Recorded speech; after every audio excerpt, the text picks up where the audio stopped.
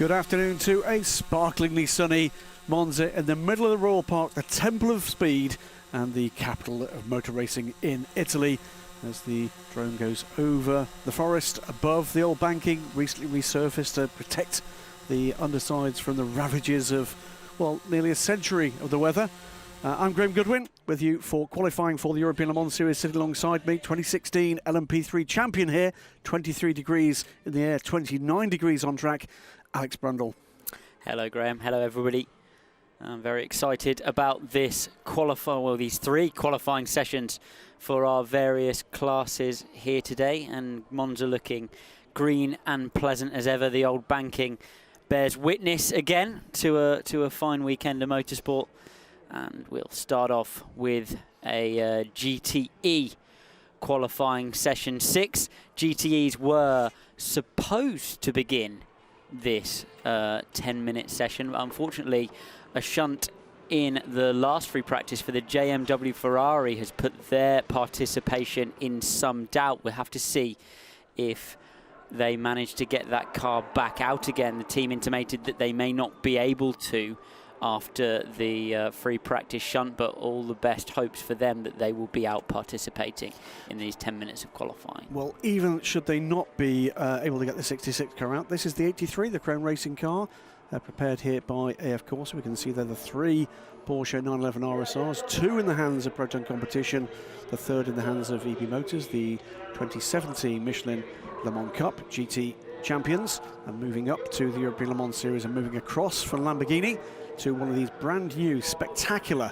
looking and sounding 911 RSRs. This is the factory car that was. Here's the 55 Spirit of Race Ferrari, ready to go. A team that are waiting patiently to see whether or not the fickle finger of Le Mans fate might beckon them towards a position from the reserve list at Le Mans onto the grid proper. Who is going to have the legs here? We saw a Michelin Le Mans Cup trim earlier. The GT3 versions of these cars do battle, the Porsches and the Ferraris at least. This is a very different animal. That helmet will be familiar to sports car racing fans from the last 2 decades. That is Mark Lieb. He is, of course, an F1 world champion. He's a Le Mans overall winner as well as class winner, and is now the head of Porsche's Customer Sports program, with the junior drivers from Porsche busy at the Nürburgring this weekend. They've drafted in a couple of stars. We'll talk about the other one in just a moment. This is the EB Motors Porsche, the number 80 car. Full season for the ELMS, and will of course also contest the Le Mans 24 Hours. It's actually one of the Proton Competition cars we were watching just last week at Spa in the WEC. Reliveried here, it will be with the team until after Le Mans when they'll get their new car. The head of the list, for what I gather, is an already sold out production run for a second year of customer sales for the GTE Porsche, proving to be very, very popular. And listen for the thing as well. It's an astonishing sounding beast, Alex. Sister EB Motors car on pole, of course, in that Michelin Le Mans Cup qualifying, but they won't be able to take too much data over into this session. A completely different tyre supplier, the clues in the name of the series, as opposed to Dunlop supplying all 6 of our GTE competitors here. 20 seconds to open pit line, under 20 seconds to open pit line. About to go live then, and at the moment we've seen 5 of the 6 cars on the pit apron. Will JMW make it out? 8, 7, 6, 5, 4, 3, 2, 1. Pit exit is green. LMGT qualifying session has started. Away we go. I should say, by the way, Liam Griffin, who was involved in the shunt for the number 66 car, absolutely fine. Saw him in the garage afterwards. Looked like some kind of issue under braking, or an error under braking into turn 4. The front end of the car looking a bit sorry for itself, but actually, if that was going to happen anywhere on this season, Alex, this is the best place for it to happen. Michelotto not very far away with a handy bin full of spares. Ferrari parts not in short supply around Monza, but you know, they've still got to put the car back together. Yes. And you never know what gremlins can hide beneath. Don't all jump at once, lads. But I think everybody just waiting to make sure that they get a little bit of space out there. Should be ample space out there with only 6 competitors on track, but they'll be taking their time to maximise the performance of tyres, brakes, cars and everything in between on the warm-up laps as they prepare to deliver their flying laps. Not going to count out the fact that but the possibility we might see the 66 before this, the end of this 10 minutes. They'll be working very hard. Jim McWhirter's faithful crew, cracking little team, obviously reigning Le Mans champions in GTM, the equivalent class in the World Endurance Championship to this Pro-Am class with the GTE cars. And of course winners in Le Castellet, so really, really unfortunate for them not to be participating here.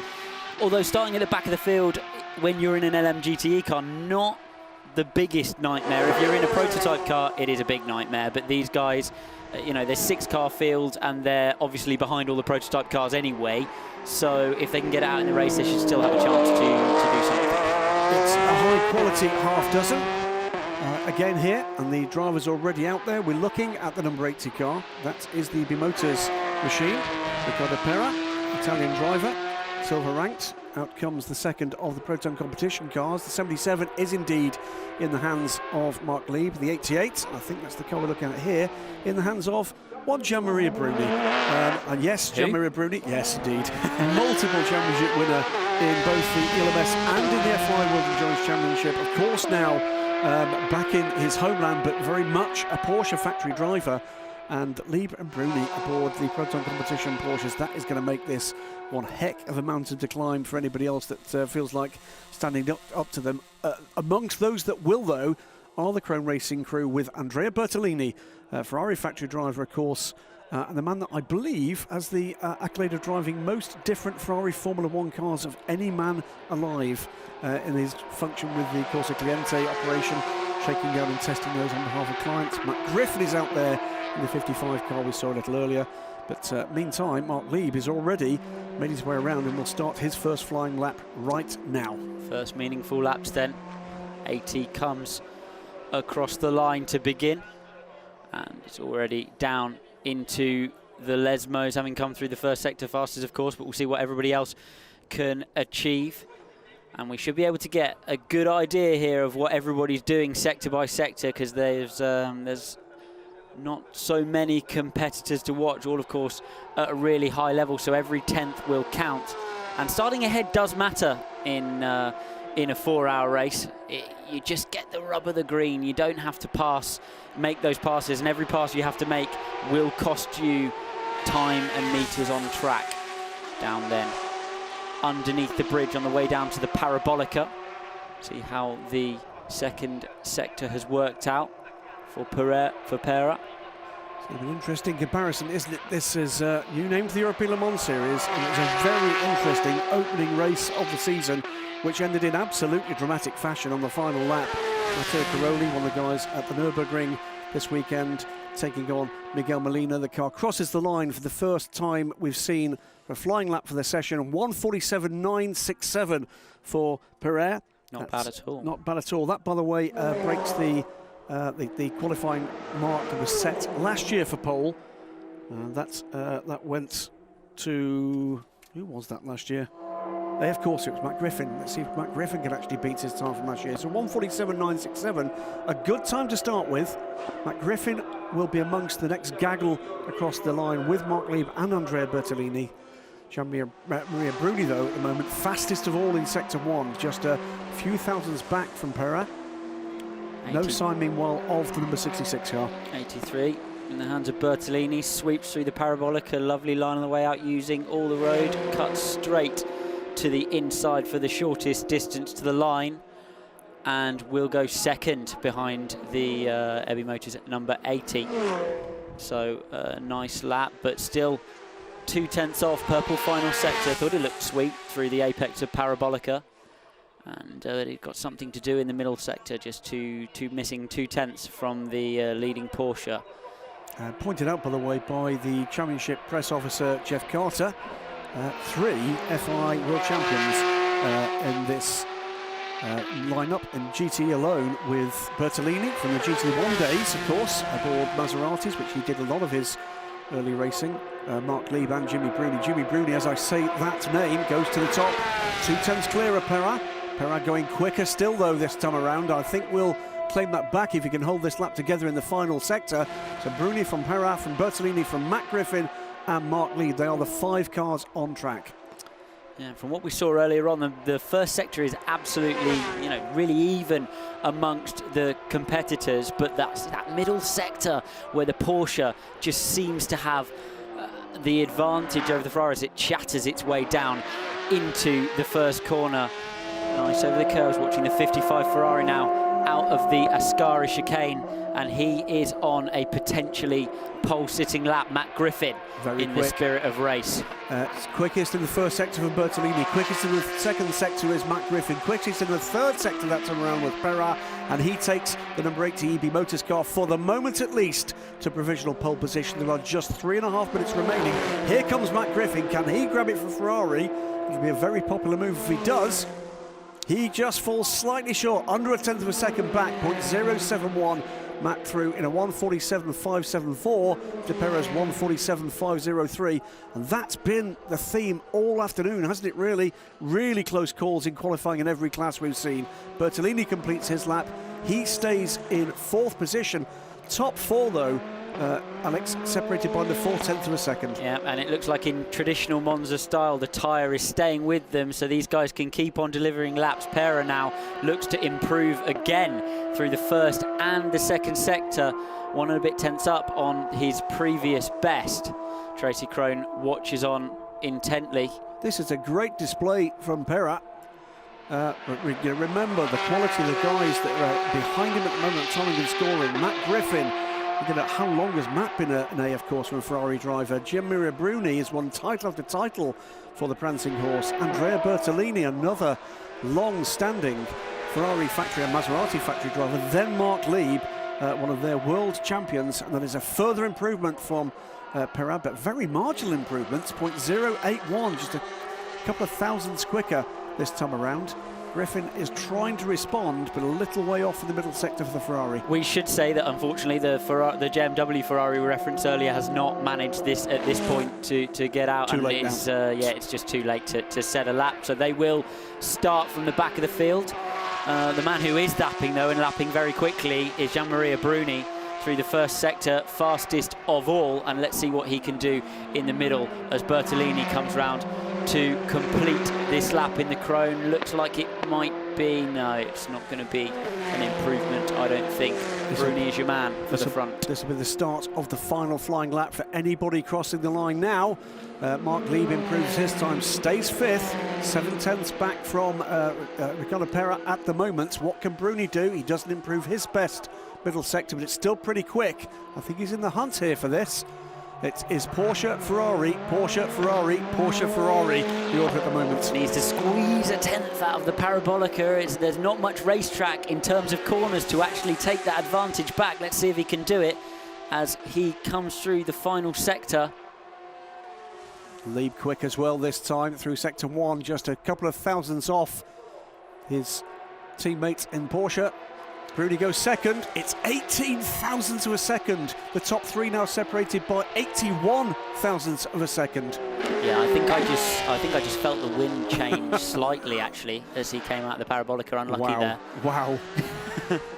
Astoundingly close stuff so far as Pera finishes his session. There's still 30 seconds to go on the clock.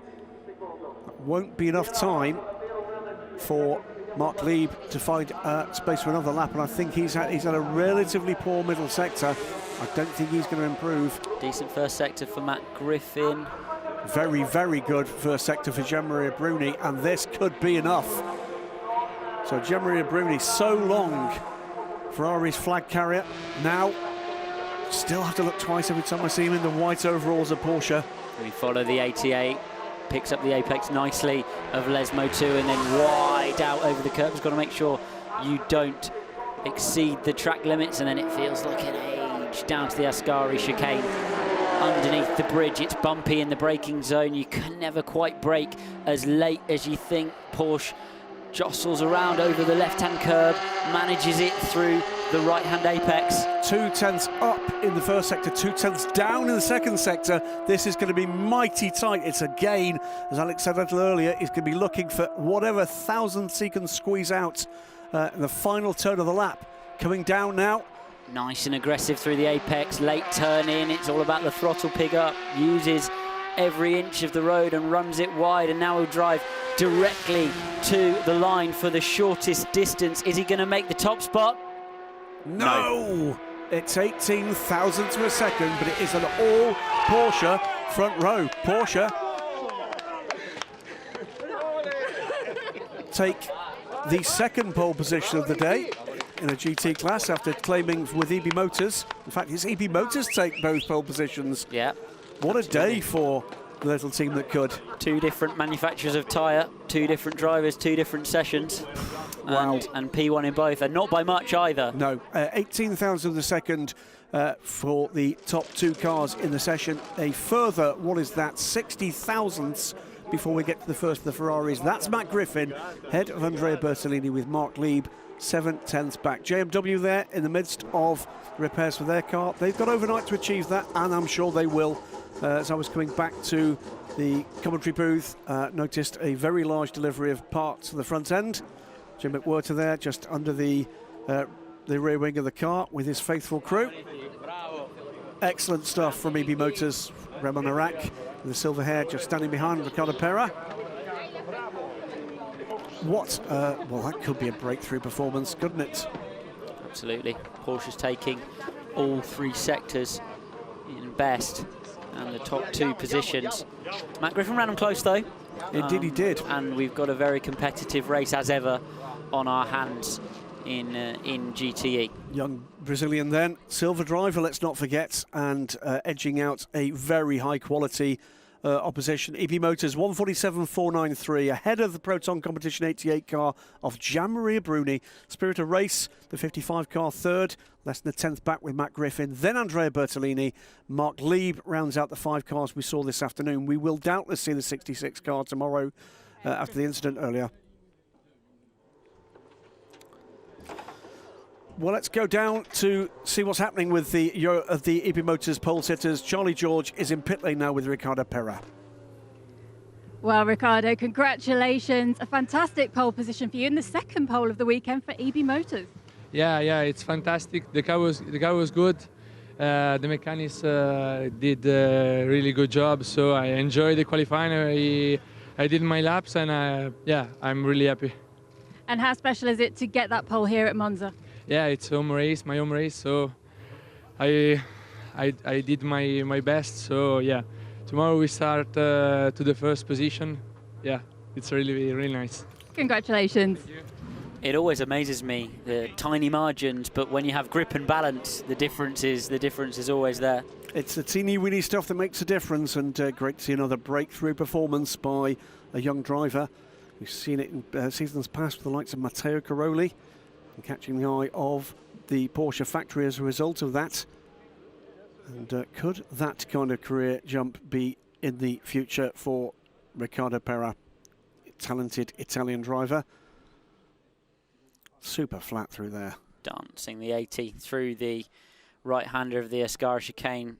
Incredible accuracy. You never quite realise that you're brushing that close to things when you're in the car. It just sort of happens. Well, it just sort of happens when you're Pera. I think I might slightly struggle, but there you go. I'll leave that one to you to comment on our legs. After, well, cooler start to the morning. It's a beautiful afternoon here at Monza. And we have had some mixed conditions throughout the day as the pit lane is cleared. Chance to look again at some of the moments from that 10 minutes of drama in GTE.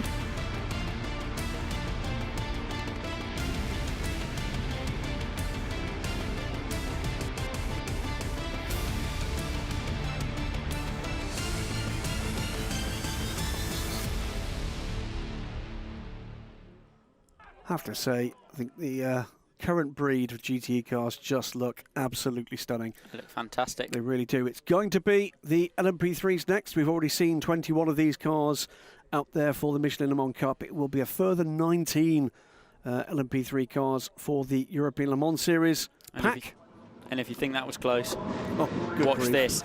Yes, indeed. Again, a bit more of a mixed bag this year with the Ligier.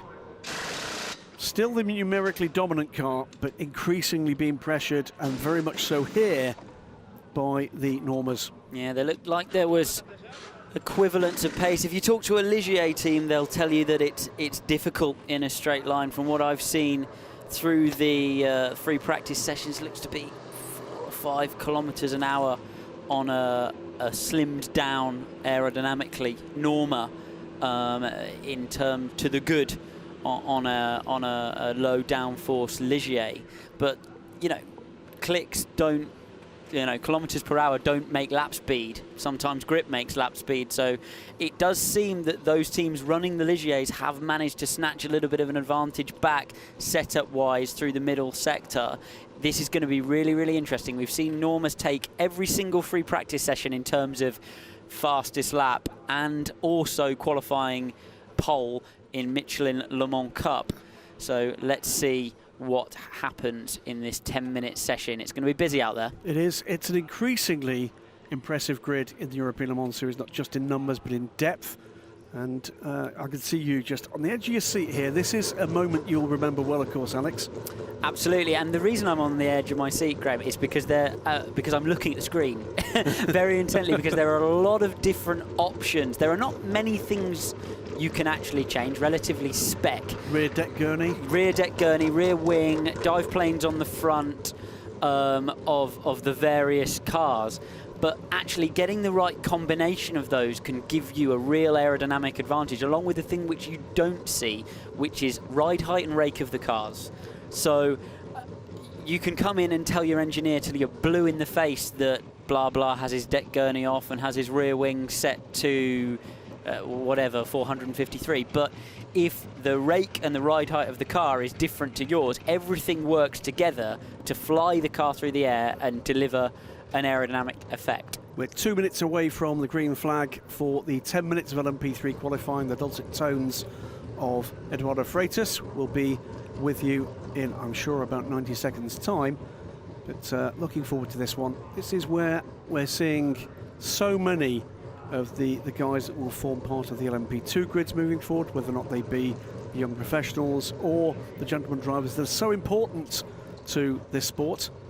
Absolutely. We've seen Enzo Gilbert move forward very successfully into LMP2, Wayne Boyd, a lot of the strong drivers from past years in LMP3 have... Some of them made it to LMP1, I gather, Alex. Oh, no, who would luck, I think, with that bloke. Alex Brundle, of course, due to join the Ginetta squad for the Le Mans 24 Hours. We wait and see how that's all going to be coming together. Lots of news to come on this area of the sport in the weeks that lead up to the world's greatest endurance race in June in France. Miguel Jensen, I suspect, is aboard the Spirit of Race car. Look out for him. He's one of my big tips for the sharp end of this grid if things go to plan. And when you have a lower power prototype like this, all of the aerodynamic effects just get magnified, and every tiny thing matters. Every little bit of apex speed you can carry through the slow corners, and indeed the fast corners. But the straight line speed, the toe, you can make the difference in the car, but it doesn't necessarily look like a huge margin. You have to do quite a lot to just pluck tiny little bits of time from the others. 30 seconds to open the pit lane. Under 30 seconds to open the pit lane. Counting down, and it's going to be just a few moments more before we get, I'm sure, the dulcet tones of Eduardo with what are becoming the 10 most famous numbers in world sports car racing from one of the voices of the sport. And for the first time he doesn't do it. I think he probably... 3, there you go. 2, 1. Qualifying has started for LMP3 cars. Qualifying has started for the LMP3 cars. Please help your drivers with traffic. Cars which are on out laps or in laps must not block cars which are on qualifying laps. Now, do you hear, Eduardo, at this moment? You're being fed by the My guys. engineer and my engineer alone. So I have one man talking to me pretty much all the time. And essentially they will get this radio feed and they will decide whether that is relevant information for the driver. I mean, all of the teams want to create that space for the drivers, so they will be working on that anyway. I think the accepted way in sports car racing is that everybody's doing their laps. There's a lot of cars on track. There's various speeds of car, etc. And we don't jump straight out of each other's way like you see in single-seater series, GP2, Formula 1. That said, it's a little bit more. There's a code of conduct between drivers, and quite a lot of time you'll have a word with each other if you feel like you've been blocked or balked. The race director here will not tend to step in beyond what we've just heard. Just watching and waiting there. I'm sure that is Mikkel Jensen in the number 980 Racing Ligier. So who's out there? Well, in the number 2 United Autosports Ligier, it's Sean Rahal. Matt Bell is in the number 3 United Autosports car. Antonin Borger in the number 4 Cool Racing machine. In the number 5 Nefis by Speed Factory car, it's Timur Boguslavsky, Russian driver. 360 Racing has Ross Kaiser at the wheel of the 6. In the 7 Courier Cost Nielsen Racing car, it is Colin Noble. Thanks to Real in the controversial, it has to be said, DKR Engineering number 8 Norma. Mikkel Jensen is now out on track in the 18 Racing number 9 as the fast laps begin. Looking who's crossing that. That is Jörg van Itert, race winner, of course, for the 15 All-RM Sport car in the opening race of the season, the 15, with Rob Garofol and John Ferrano. The M Racing cars, it is Biel and David Drew in the 18 and the 19 cross the line. Tchaikovsky in the Inter-Europol 13 car, the Norwich City car, now with a sister car, the 14 car in the hands of Henrik Still. Your International has Giorgio Mondini, Andrea Dromedari in the 11 and the 12. Ponzio in the Oregon team number 10. That is big slide from Jovanita, trying a little bit too hard. Yeah, just there. Caught the curb in turn 5, the right-hand portion of the second chicane. Got a little bit wide, and as soon as you break the grip of that rear tyre, they are not coming back. Yeah, Mathieu Lehay in the Ultimate car, by the way, the 17 car, and to complete the roundup, a new addition here as we see again. Oh, dear me, just a bit too hard. Pushing it there to complete the lineup. A one-off for the moment. Racing for Poland, Alex Fontana at the wheel of their number 20 Ligier. Yeah, no traction control, of course, in LMP3 like you'd have in an LMP2 or a GTE car, so you can spin up the rear tyres in the low gears. Doesn't happen much. You haven't got the power, although you do have quite a lot of torque to really get the rear super loose. Massive challenge for these guys. They've had one free practice session in the burning heat yesterday, another one in the sort of wettish this morning, and now they've got 10 minutes to get tyres, drivers, cars, engines and brakes all in the right place and pluck all of their apexes perfectly and get the best lap. And by the way, there's only 18 other blokes on the racetrack all at the same time trying to do the same thing. I'm sure they won't bother you, though. Absolutely right. David Drew goes to the top. Benitez lost a tenth or two with that slide, sits second, so it's the M Racing YMR number 19 Norma, head of the 15 RLRM Sport Ligier 1-2 at the moment. Should say, by the way, the 12 Euro International car, supposedly in the hands of Andrea Dromedari, has not made its way out of pit lane for this one. So absolutely, it's 18 cars out there right now. 147.007 is the mark to beat, and we've got a couple of cars within a tenth or so of that. Antonin Borger goes second in the Cool Racing number 4 car. Yep, Van Aert, nice first sector, really nice first sector from Van Aert, taking 4/10 out of the P1 as the times tumble. Mondini goes to the top in the Euro International number 11, and the Ultimate Racing, here we have the battle then, Norma versus Ligier. Ultimate Racing slips in 300ths behind, and M Racing YMR just 100th behind that. It's going to be really close, isn't it, at the front of this LMP3 qualifying session? Staggering stuff. Sean Rahal drops into 4th slot at the moment, 1,000ths of a second ahead of the Cool Racing car of Antonin Borger. The top 5 cars under 2/10, top 6 cars now under 2/10 separate, but Jörg van Utrecht has put in 2 purple sectors, looks set to claim provisional pole if this lap hangs together through the final sector. This is going to be mighty close stuff, Alex. Absolutely. The top speed deficit has not transpired, has it, between Ligier and Norma, all hitting about the same as RLR, with Van Aert hits the top of the timing screens. Again, they're just tumbling and tumbling here. Well, Mikkel Jensen briefly went from nowhere to the top of timing and scoring. David Drew has actually usurped him. He's down to third because Jan van Utertz has gone almost a second quicker than Mikkel Jensen, half a second quicker than David Drew. The number 15 RLR Sport car, a 1:45.918. It's not quite the qualifying mark we had from last year yet, but it looks to me like he's going quickly again. Absolutely, that's a really nice lap from Van Aert. Looks like he's maximised almost all sectors. He's not purple in the middle, but very, very, very close to it. And he sets yet another purple first sector on his way round the next lap. He's only not purple on the middle sector because Sean Rahal has just taken that and indeed goes second. It's at the moment, with 3.5 minutes to go, and all Ligier provisional front row. Absolutely. Not what we would have expected. Not what we were expecting at all. Dive planes on the front of all the Ligiers. They found a way here, haven't they? They certainly have. They've unlocked something. Mathieu Lehay goes up into fourth position in the ultimate Norma, the 17 car. So it's 15 RLR Sport with Jan van Utertz from Sean Rahal and the United Autosports number 2 Ligier. That's a provisional front row. Then we've got the M Racing YMR. That's the Norma, isn't it? Yes, it is, from David Drew ahead of Mathieu Lehay in the ultimate Norma. Ligier, Norma, your top four. 0.6 of a second separate the four. Drew's the man. He's flying through the middle sector as we watch him. Should be heading his way out of the Ascari chicane around now, and he's 0.2 up on the P1 lap. Lots of traffic though in front of him. Let's see if he manages to close out this lap as they come down to the Parabolica. Mikkel Jensen goes second. He's 46 thousandths of a second down on Jan van Utertz, also going really very quickly. Ricardo Ponzio. Van Utertz is does have to cede provisional pole to David Drew this time. It's a 1:45.798. 0.2 of a second separating the top three.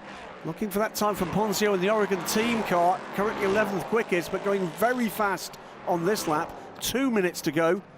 He looks like he did lose just a tiny little bit in the Parabolica though, David Drew. A little bit off the final sector set by Sean Rahal the last time round. So let's see if somebody can come around and just collect that time and supersede him at the top of the timing screen. Ponzio briefly goes fourth in the Oregon team Norma, but Sean Rahal grabs that one back. All three sectors improved, but non-purple for Sean Rahal. It's Norma at the top, but David Drew in the 19 M Racing YMR car.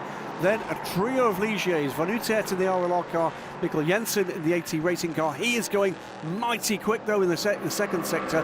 Dropped a couple of tenths though to the best out there at the moment in the first. Let's wait and see what that one comes out with in just a few seconds' time.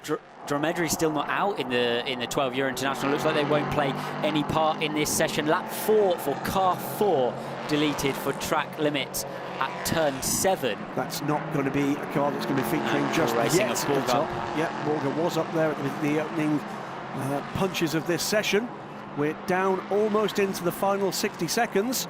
Cars coming through now will be able to go around for another crack at this, but not many more behind them. Looks like the tyres going off just a little bit for the top two. No green sectors that time round unless they're backing off for the final go at it. The surface temp, often you need to bring down on the rear tyre of these LMP3 cars, and then it'll go again for another hit. Ponzio going quickly this time around. Lehay going very quickly this time around. Rahal improves again in the middle sector, goes purple there.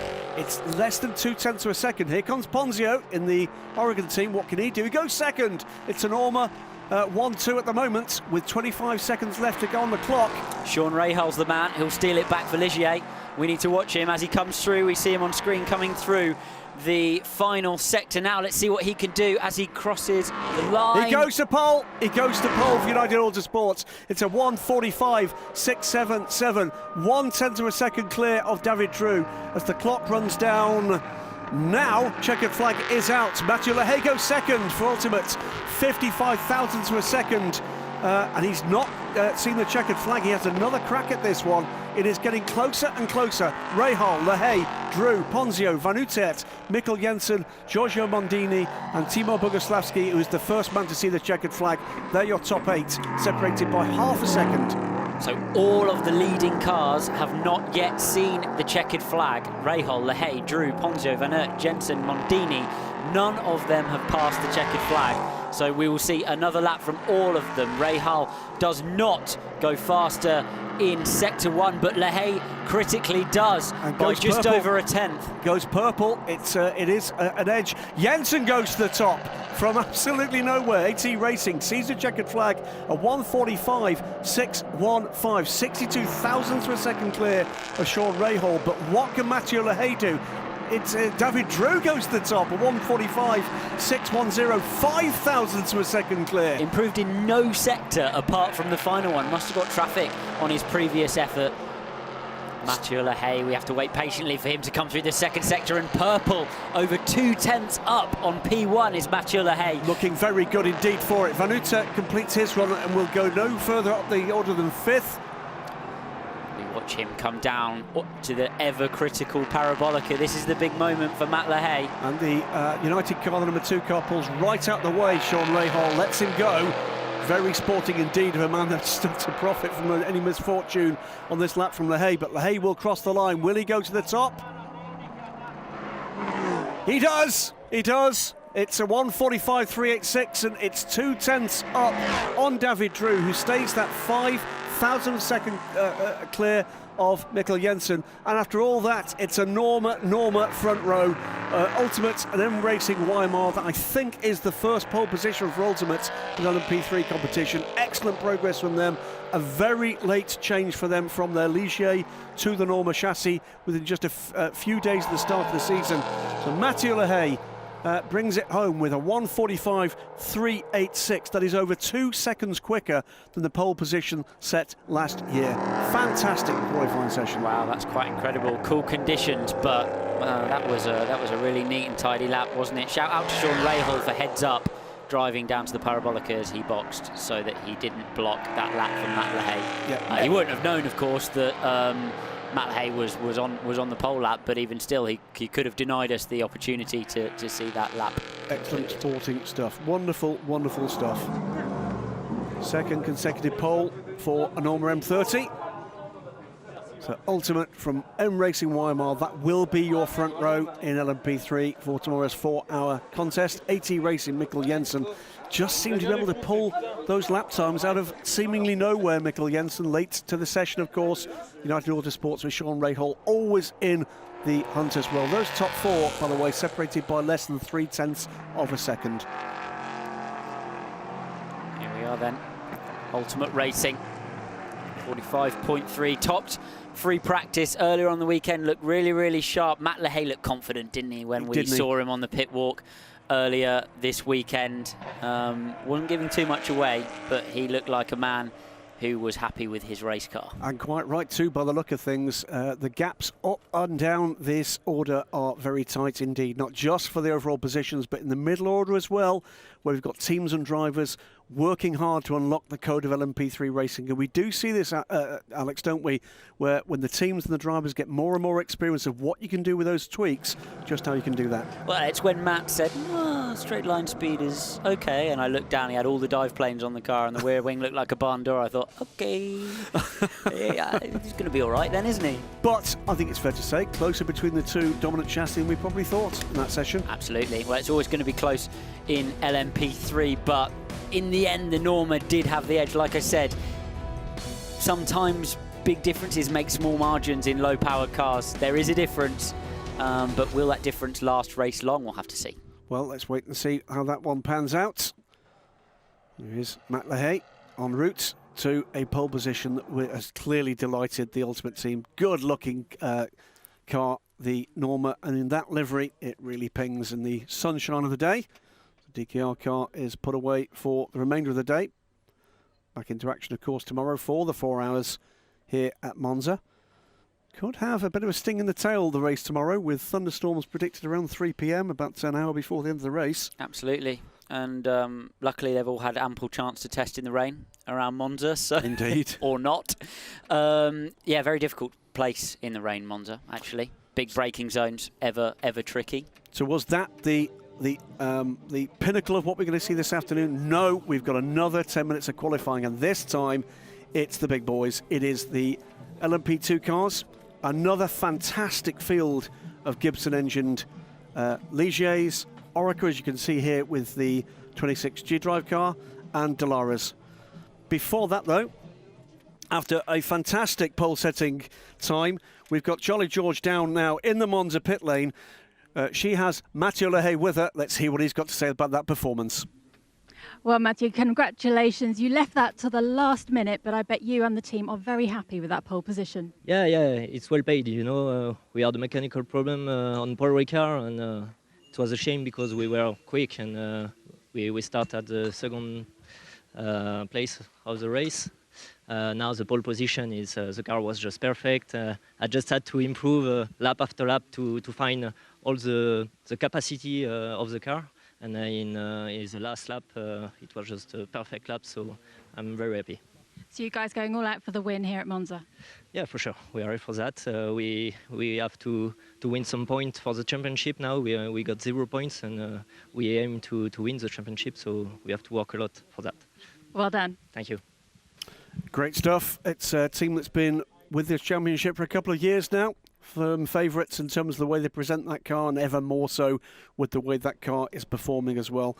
Alex, you know, in the short history of LMP3, we saw United Autosports be utterly dominant once the Ligier arrived after the Ginetta year in 2015. It does seem as if we're getting really quite a cabal of really very capable teams coming through. It's great, isn't it? And that's what you need. And with these teams potentially looking to move up into LMP2 racing or even into the World Endurance Championship, it's great to have reference teams and United stick out that show what can be done, show how sharp it can be, so the newer teams can really, you know, take a reference down the pit lane and grab whatever they can, because motorsport's all about taking advantages wherever they're present, and if it involves walking down the pit lane, having a look in their garage and doing what they're doing, then that's great. It's going to be LMP2 next, as we said, just 2.5 minutes away from the 10-minute qualifying session for the LMP2 cars. There are 18 of them on the grid. This is the number 33 car, more familiar to WC viewers as the 28. They can't have 28 because there already is one in one of the EDEC Sport cars. This is the high-class racing Dallara. That will be, I believe, Anders Fjellbach aboard the number 49 car. Danish crewed car with the Dallara P217. That's Roman Rusinov, looking a bit sleepy there on the side pod of the 26th. Jean-Eric Verne aboard the car. I've known Roman to be many things, but I've never known him to be sleepy.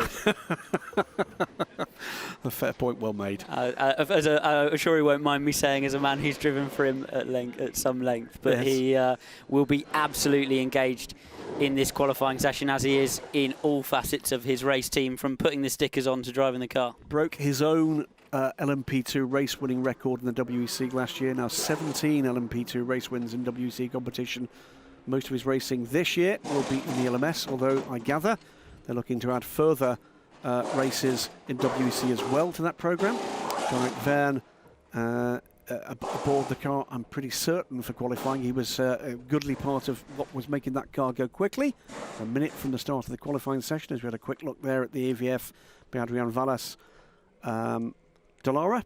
So what's going on here then with these LMP2 cars, 3 chassis in this qualifying session, Ligiers, Orecas and Dallaras, and for the first time ever we have a tyre battle, a proper one, in LMP2 with Michelin runners in the race and Dunlop runners in the race. The Michelin tyre, the Dunlop tyre is generally the traditional tyre for LMP2 teams over the last couple of years. They have monopolised series in terms of their supply, but this year Dragon Speed, both IDEC Sports, both De Queen entries are all on Michelins, and they look fast, particularly the Dragon Speed. When we stood out at Ascari yesterday watching cars go around in the heat, the stability of the Dragon Speed was obvious from the side of the racetrack. So this is going to be really, really interesting on peak pace. Green flag flies right now, and you're absolutely right. Michelin have got Dunlop firmly in their sights. Dunlop, by the way, completed their 50th WEC LMP2 class win last weekend at Spa. That means 50 out of the 51 races in WEC history so far have been won by the guys and the girls in yellow and black. They do an incredible job for LMP2, but it's great to have a fight, isn't Absolutely it? It's great to push everybody forwards. And could this be the team that is looking to put smiles on Michelin faces? Dragon Speed, after a difficult weekend last weekend at Spa, are looking for better things here at Monza. Equally, the Dallara, generally accepted to be very efficient in lower downforce trim, could be an upset here. I don't think we've seen the absolute max from those guys yet, as the 47, as if by example, exits the pit lane. And I'm pretty certain it's going to be their new wheelman, Felipe Nasr, Brazilian Formula 1 driver, of course, replacing the somewhat injured Andrea Bellicchi. And Andrea had been suffering some back problems, possibly to do with the forces exerted by these astonishing LMP2 cars. 600 horsepower from the Gibson 4.2 litre V8 installed in the rear of each of these cars. And the speeds are mind-blowing.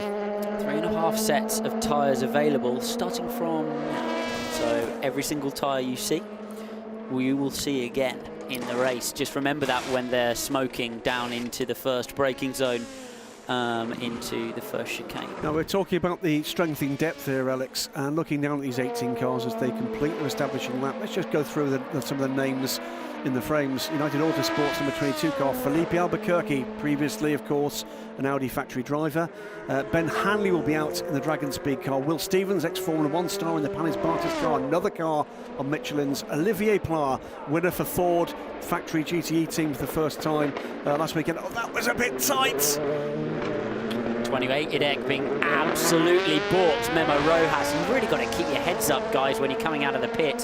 What they're trying to do is not put any slip or aggression through those Dunlop tyres. How you bring them into life is really, really important. But, you know, guys, come on, heads up driving, just back it off a bit. I suspect Hanley also didn't want to let the Alba Pro past him to gain track position for his flying lap that would happen a minute and 30 later.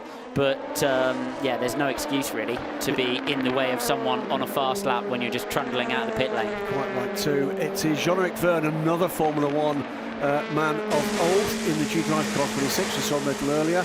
Memo Rojas in the 28 Idek Sport. Nelson Panciatici in the Duquin Engineering Oreca that went so well last time out at Paul Ricard.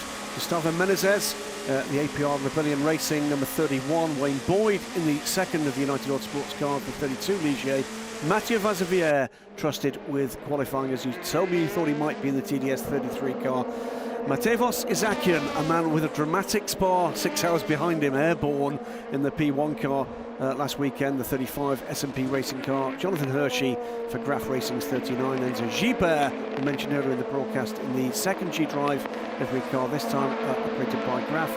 Felipe Nasr, the third ex-Formula 1 driver in this qualifying session, and indeed it is, and it's fueled back in the 49 high-class rating. Ati Dirk de Jong in the 25, the all-gentleman crewed Ligier.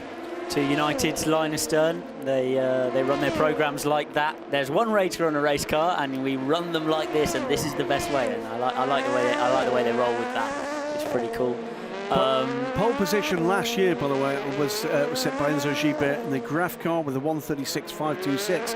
Already on the first flying lap, with 6 minutes left to run, Felipe Albuquerque is less than half a second off that. It's Albuquerque from Boyd.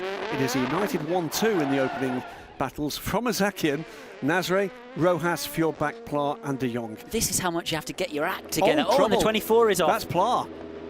That's the winning car from Paul Ricard. What happened here on the braking? And he looks like he will collect. He will just drop it on the gas pedal on the gravel. Dear me. And you do have to maximise the track under that traction zone, but only the track, Ollie. That's unfortunate for him. He'll probably get that going again, no damage, but will he have time to gravel off the tyres and get rolling? We're back to green flag, but did that ruin anybody else's run? Meantime, to the top of timing scoring goes Nelson Panciatici in that Duquesne Engineering car, the black and blue number 29 car. Panciatici just edges out by 10th, but Gilbert in the 40 Graf car, the second G-Drive car, he goes to the top. He's looking for a pole double here, 1:36.641. Back to Vier, purple in the first two sectors. in the number 33. Let's see what he comes across the line at. He's a 10th up on Hanley, who's just come across the line, P1 in the Dragon Speed. This is the big fight, and Vaxivier goes to the top. Nice lap from Matt Vax, 4/10 up on Ben Hanley. And Felipe Albuquerque in third. Yeah, 33 TDS Racing Orica 07 Gibson on Dunlops, 21 Dragon Speed Orica 07 Gibson on Michelin's. Vaxivier from Hanley, the gap 3-4, not just under 4/10 of a second, 4.5 minutes to go. This one's getting hotter.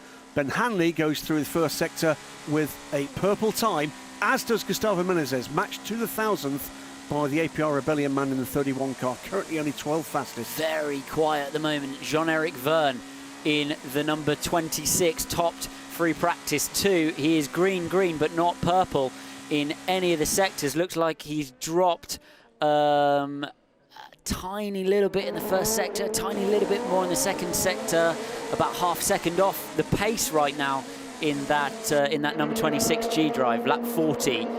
Car 40, lap 3 deleted for abusing track limits at T7. Was Enzo Gibert.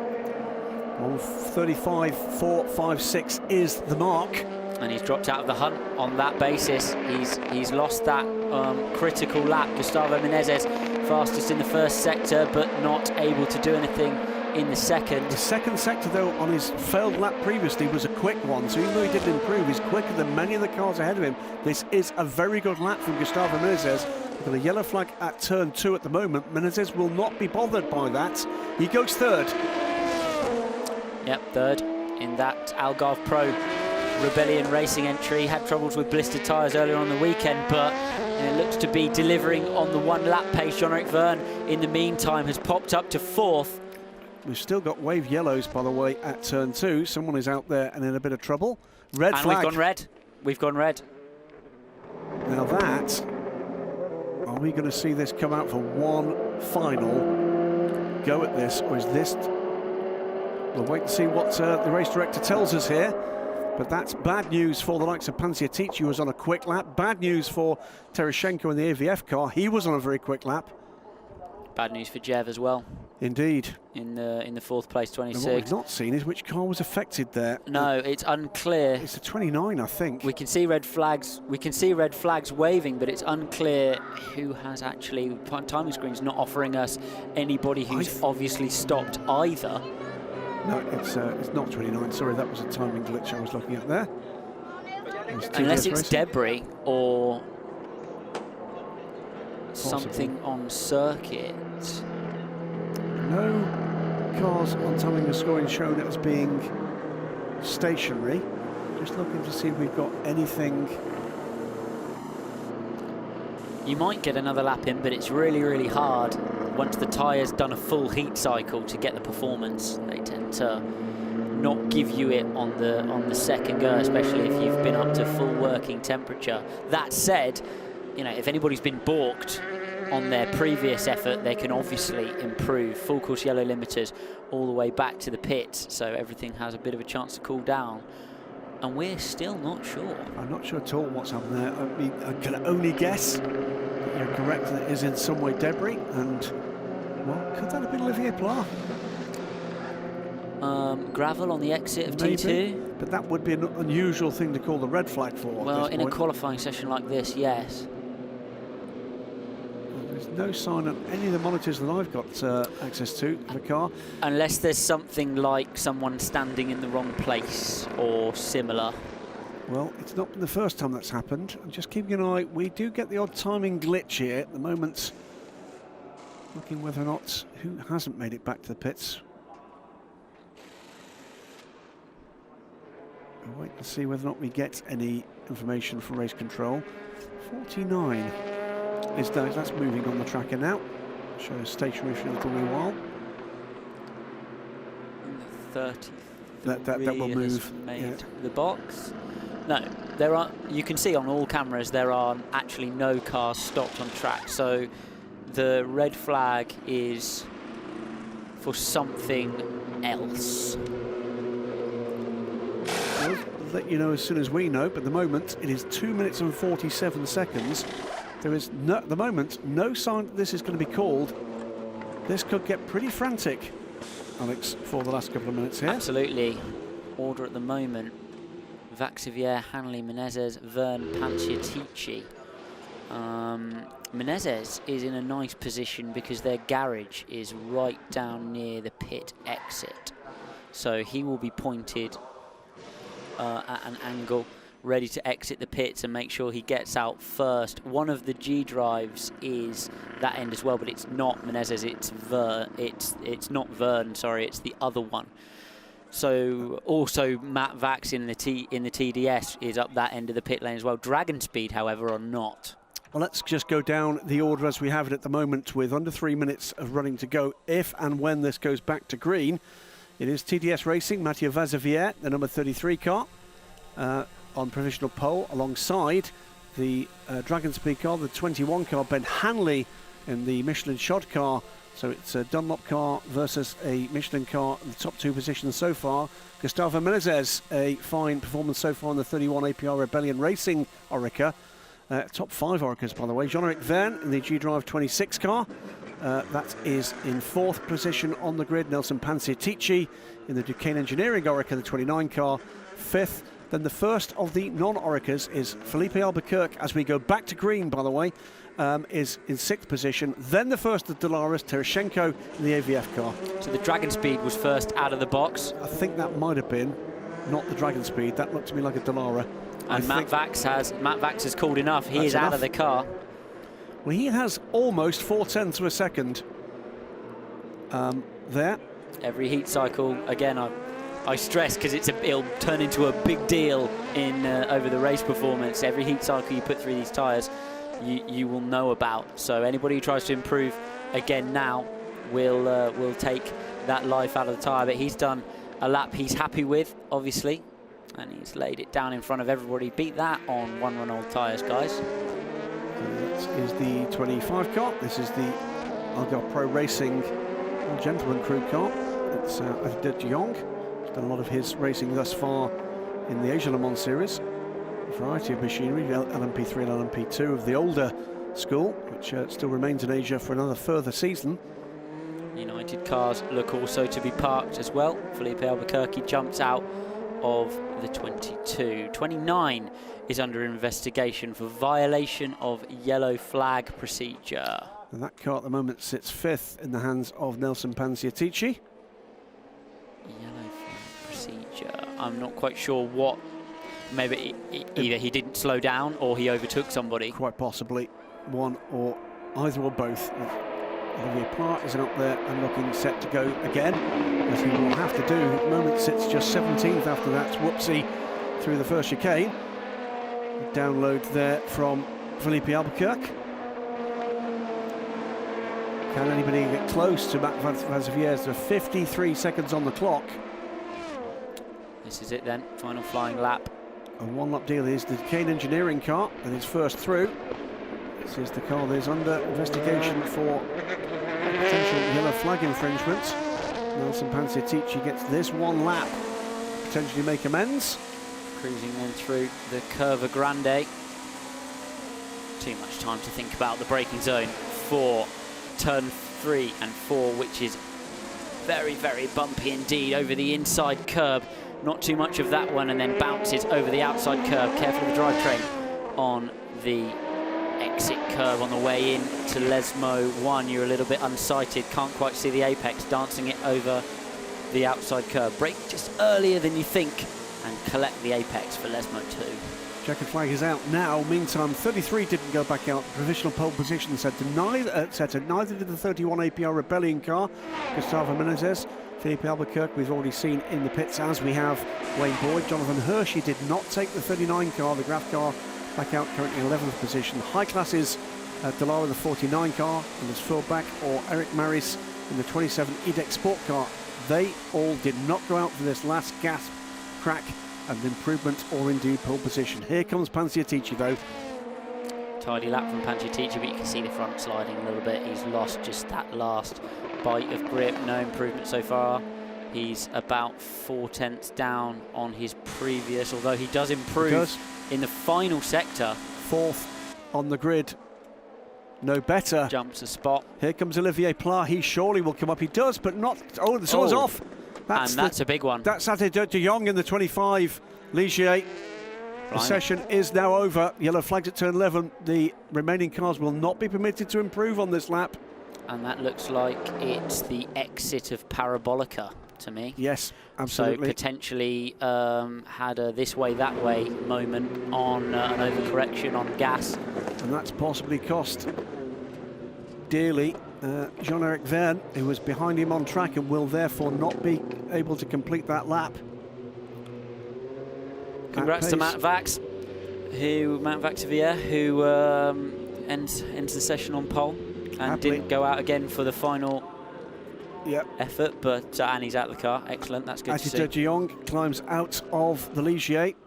There's going to be work to do for Stuart and Sam Cox.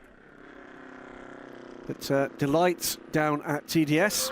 This is a car doing, well, something a mixed bag now between a full WEC campaign and what looks ever more, that's Francois Perraudot, ever more like a almost full season in this this series too.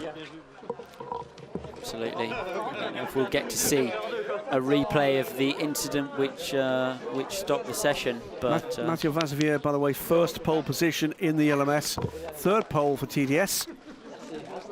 Remember back in the days with TDS by Thierry, my teammate in the R Motorsport Aston Martin. He talks about that all the time. He does. He'll remember the day. He was. But yeah, no. Joking aside, he did a really nice lap there.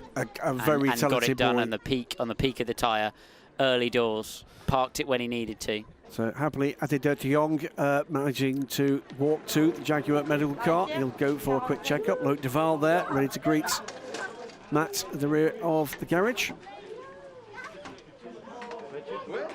And That's I'm expecting no. There was a wiggle, I think, just before, but that went off at some pace, didn't it?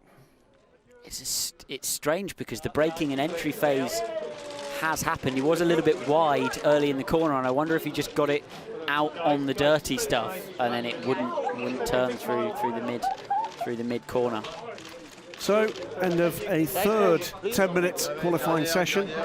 Dramas of a different sort this time, but a very happy number 33 crew. Perraudot, Vaxivière and Loic Duval from right to left there.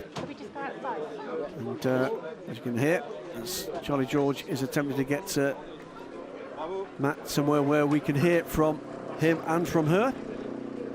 That is the qualifying results. The front row will be TDS Racing and Dragon Speed, and all front and second row. But that tie battle very much part of it. So let's go down to the pit lane where Charlie George has managed to extract Mathieu Vaxivière from the loving clutches of the team. And Charlie is with a very happy Mathieu Vaxivière in pit lane right now. Well, Matt, congratulations. I can see the team are very happy with that, their first pole of the season. Yeah, it's been long hard work before that, but we are really happy to do this maiden pole for ELMS, and because it's also to test Le Mans and everything. So no, we are really happy also for Francois. I'm happy for Loic, for the team, because we work hard since last year in WEC. So no, it's amazing. I did a pretty good decent lap for myself. Just a little maybe half tenths exit of T2, but I was pretty happy of my lap. And what's the goal for the race? The goal for the race, it will be a long race, and we will see the weather first, and then where we can arrive. But at least we finish P2 in the LMS in Paul Ricard. So the goal is to do a podium again. That's it, and we'll see. Well done, thank you. Thank you.